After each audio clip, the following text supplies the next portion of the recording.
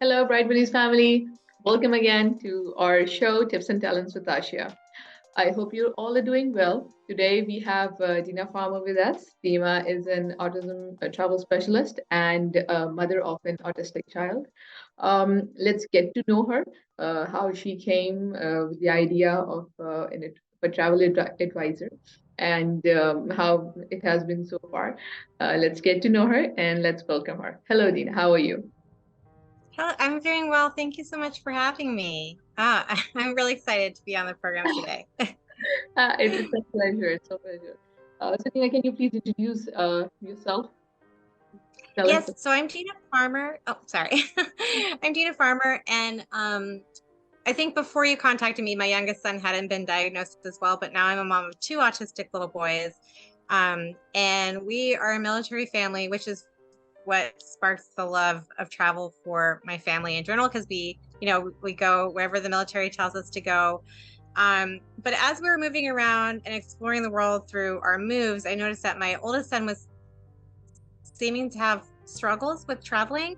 And Yeah. I was trying to look for ways before he was diagnosed to like support him to make every vacation easier. Because I obviously didn't want to just make all our vacations exclusive to theme parks. The world is so much bigger Yes, than definitely. theme parks. Yeah. So I wanted to explore. And after he was diagnosed, I stumbled on to the IBCCS, which is where I'm certified through, and they also certify hospitals, police stations, schools, like a wealth of things across the world. And this program, I signed up for it to become a certified autism travel professional. And as I got the certification, I realized that there wasn't a lot out there for families with autistic kids. So how could I, as a travel advisor, help other families with autistic kids travel the world? Because I have friends also that have autistic children that express the want to travel, and how can they do it? And that's why I decided to pivot my travel business and help other families like mine. That's perfect because I this is the first time I when I got to know you. That was the first time I came to know that like we do have some travel advices which are specific for autism people or the children with autism. So that's different and that's new, and I think that if you started thinking about it, many will be benefiting from your program definitely. So that's very great to know. But one question that I would like to ask you: how you came up with the name, because your name is Dina Farmer. So what is the reason behind the name? It's highly personal. So Okay. lilies are my favorite flowers, and my mom passed away a few years ago, and magnolia is the state flower of Louisiana. So I wanted to tie it in together, just I guess really to symbolize family, because it's about me and my mom, you know, That's very clear that. and I love it. Yeah, I'm sure you must. So, were you a travel advisor before becoming autism travel specialist? I was a travel advisor for what so almost 2.5 years before I changed my business, and I decided to pivot my business right before the global pandemic happened, which is a good thing and a bad thing at the same time. Yeah, I think. Right? A good thing that I had an undivided audience to listen to my story. A bad thing in that I couldn't book vacations for anybody with Yeah, what was going on. I think it was good because obviously you changed your session in a way. You modified it, so I think it must you made a lot of life easier because I was reading the reviews of the people you have worked with, and they were also thankful. So I'm sure it was more good than bad. Thank you. You're welcome. How many years have you been doing this, like the autism travel program? This is my sorry, I'm getting all these notifications right now in this interview, but I've been in business for almost 4 years now, and it's definitely been a journey, and I've loved every minute of it. That's good. How was the journey? Like I was reading your introduction, and I that you had to do a lot of research to become an autism travel specialist. How was the journey? How was the support from the people around you, from the society in general? So a lot of the travel advisors that I worked with have been really supportive in my journey into becoming specialized in this area, because like you said, there's not a lot of travel advisors that do this. It's usually like accessible travel or disabled travel or you know, allergy friendly travel, but it's not something that identifies a cognitive yet. Exactly.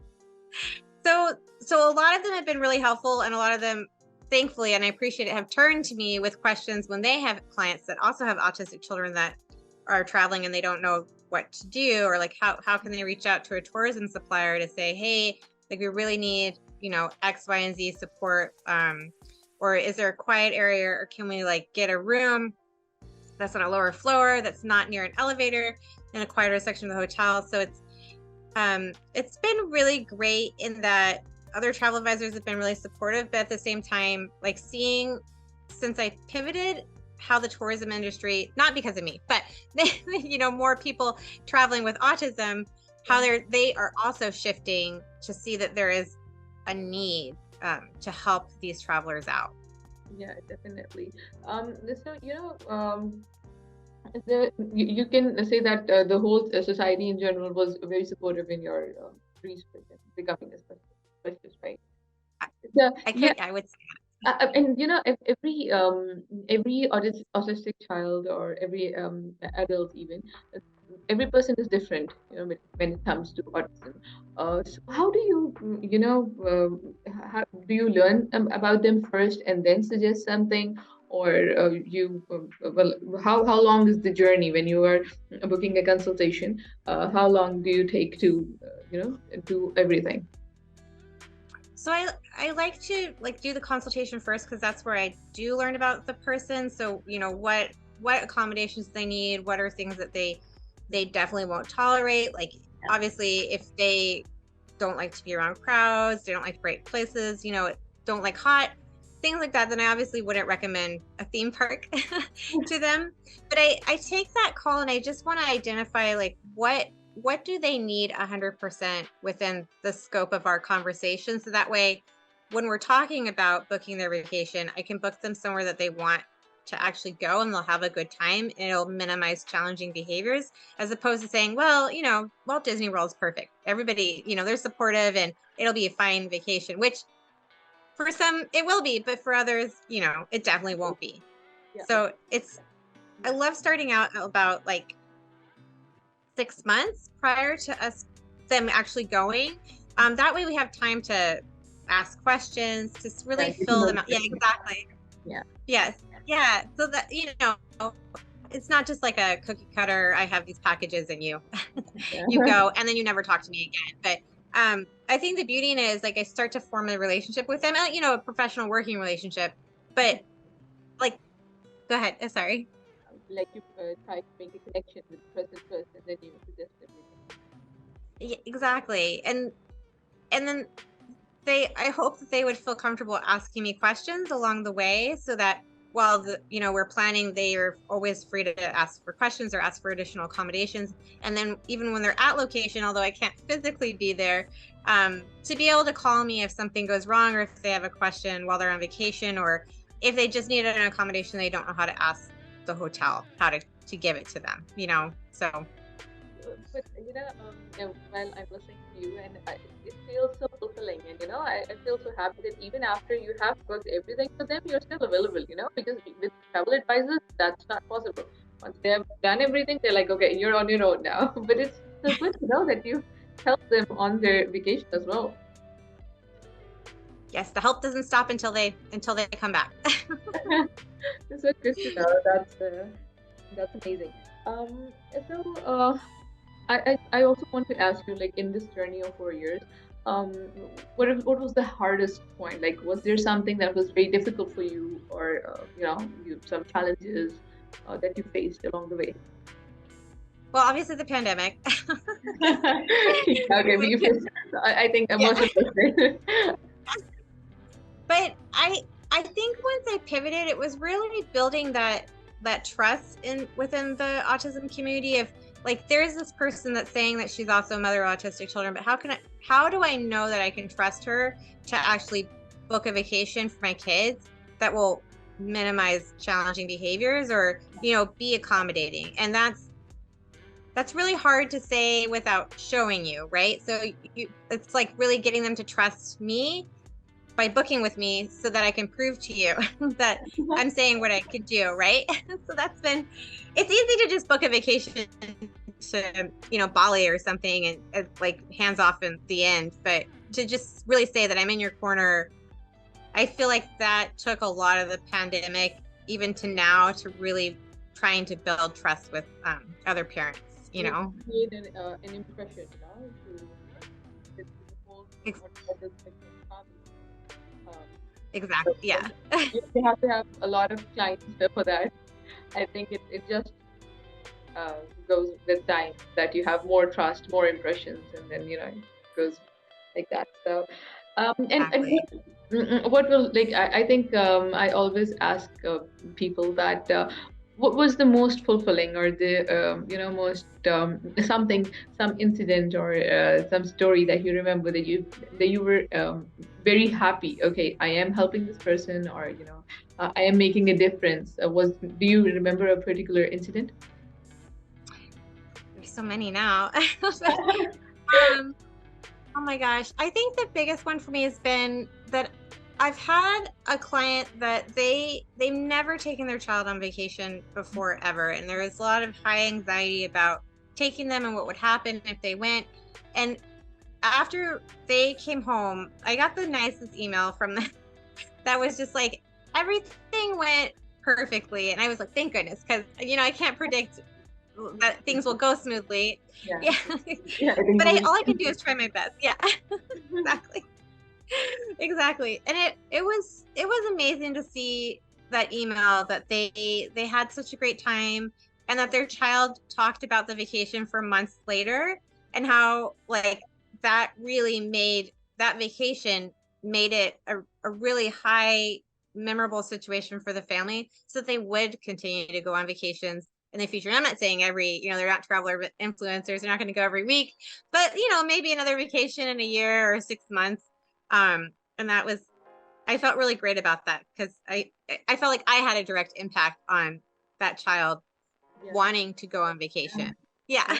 In his behavior, because it's not very easy to create a trust in, especially a child with autism. You have to be very thorough with them, and and create a connection. And if you did it, I'm sure he must always remember you. Yeah, I hope so. I'm sure. I'm sure. So one thing I want to ask you is, you have like everybody, they have certain expectations from the society. You've told me that your experience or your when you were researching in becoming the travel advisor, the society was supportive. But do you have some advice or something that you want from the people? The people who are not different, or who are neurotypical. Do you want them to behave in a certain way, except from obviously acceptance and awareness? What do you have any words of advice for them? That's really hard, because everybody's different. But I feel like the biggest thing is like not staring, obviously, Yeah, yeah, but I think that's the offering thing. Yeah, and withholding judgment because it's just like everybody else, right? We don't know what anybody's going through. We can't see what's inside of here. So it's definitely. hard to just, yeah, exactly, like blanket judge somebody when you clearly don't know what's going on in the situation. You don't know what's happening in their head, and you don't know like how this environment that they're in now that's different from their own can be affecting them. So rather than just say something nasty, just be patient and withhold judgment, and I don't know, offer support if you really feel that you need to. Yeah, I think it will take some time, because obviously the first thing that I've noticed is, as a person, a lot of people stare, and there's some pointing out as well. They're pointing to that specific person, and the way they're looking makes that individual uncomfortable, and their family obviously uncomfortable too. So Right. I agree. I agree 100% with you. So, one last question before we go. I just want to ask you. You have known Bright Buddies for some time now. You're one of the first resources. So, what do you think about Bright Buddies? Do you have any tips or advice for us? Something that we can include in our website or in our in Bright Buddies? What do you think? I think you guys are actually doing a great job. I don't know. That stuff, like I really think you're doing I love this program that you're doing now, which I'm so glad you guys started this because it's amazing. Not only to, promote Bright Buddies, but to also, promote other people that are in the autism arena. And I love this. This is like such a great idea because, it's a platform for yourselves, but also, like I said, a platform from others. But I love it. And you guys have been always so kind and nice reaching out to me. So I really appreciate that. We appreciate you being here because obviously it's effort to come and give your time to us. We have the point is of our platform is to support the families as well as the children. So I think we want it to go both ways. We are not just we benefiting from it. We just want our community or people to benefit from Brightberries. So that's the goal. Yeah. Anything you want us, anything that you have in mind? For Bright Buddies. Yeah, for Brightberries, like as a mother of an autistic child, do you have something in mind that you want others to know, or do you want, like, we have certain products? Do you want some products added, or do you have some ideas that you feel that's not available in the market? That is so hard. uh, don't know. I'll have to get back to you on that. I'm not sure because I think you guys have a wealth of products that are available that it's just like I don't know. I think you all are doing a really great job right now as is. I wish I had some feedback, but I don't because you're doing great. Thank you so much. Thank you. Thank you for taking out the time and being here with us. It's just a lot. So see you next time. Hopefully.